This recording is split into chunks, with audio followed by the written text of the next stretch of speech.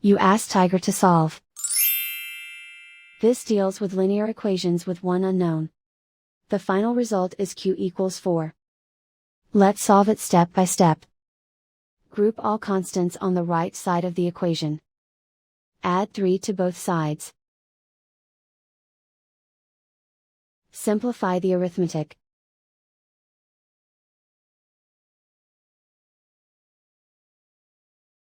Isolate the q.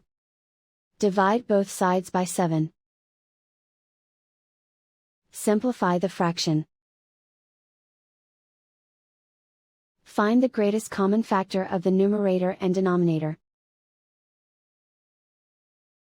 Factor out and cancel the greatest common factor. And so the final result is q equals 4.